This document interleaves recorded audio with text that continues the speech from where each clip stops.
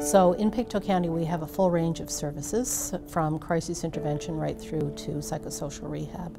So I think most people are probably familiar with the emergency room at the Aberdeen and would know to present there if there's a risk of suicide or anything like that. But that's only just one small piece of our service. So we do provide crisis response services to the ER.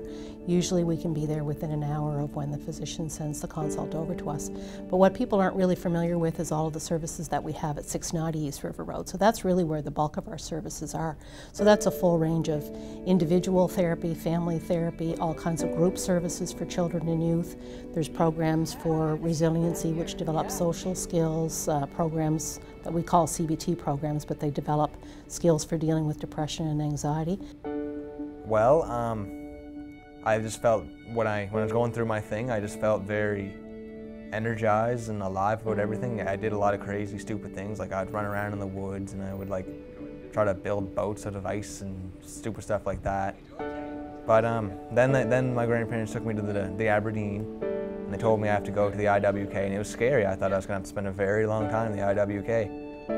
But I didn't have to spend long in there, and it turned out to be okay, and everything's all good now. Yeah, James is a really remarkable young man. He was when I first met him, I think he was quiet, he was withdrawn, and he had just come back to the community, so also a little bit of afraid of what's going to happen. He just had a psychotic break, and so very closed in many ways, but also open to possibilities and sort of getting better.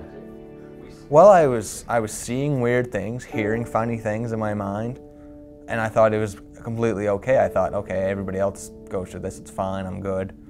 So I'd skip school and I'd go run around in the woods all day. That's what I would do. It wasn't a smart thing to do, but that's what I did. Lots of people were concerned. My cousin Nick told me, he said something's wrong with you, man. You're acting funny, and people were saying I was acting funny, and I'm like, no, I'm not acting funny, it's all good.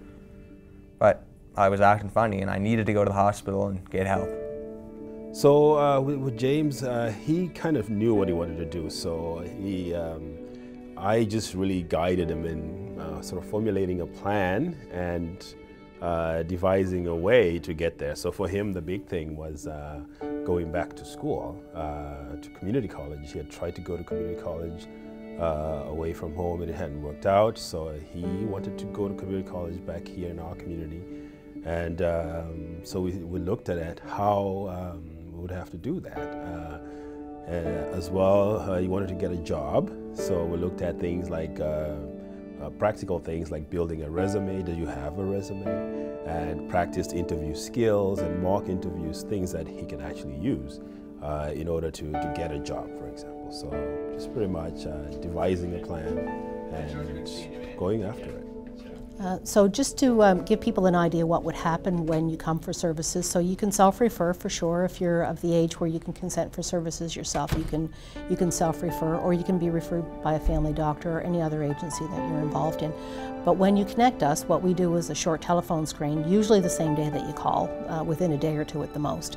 We do a telephone screen, and that helps us to figure out what's the best match of clinician to meet with you. You'll have a face-to-face meeting with that clinician, usually within a couple of weeks. A little bit longer if it's, a non-urgent kind of case, but usually that first meeting is very shortly after you connect with us. What that's called is a choice appointment, and it basically is us sitting down with you and sorting out what it is that you might need. You tell us a bit of information about you, we give you some information about the services that we have, and you literally make a choice of what you feel is the best match for you, and then your services start very shortly after that. So it's a really nice way of us not necessarily giving you direction in terms of what services you need, but you kind of telling us what the needs are, and we match the services to you collaboratively. Well, if there's people going through this problem, they should listen to their families, because their families will help them. If they feel like there's anything wrong, maybe go talk to the mental health people right here at the mental health clinic, and they might get something organized for you to help you out. Or if you think you're going through something, notify it as soon as possible, because it can only get worse. James is doing marvelously well.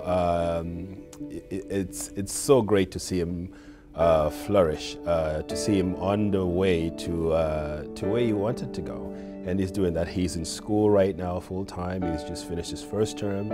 He's passed all his classes, and you know, when you see him just light up and tell you that this is what's happening, it validates the work that we do, and it really is a source of pride to see him doing so well. He's engaged in his community. He's got some part-time work, and so it's really nice to see James is doing very, very well.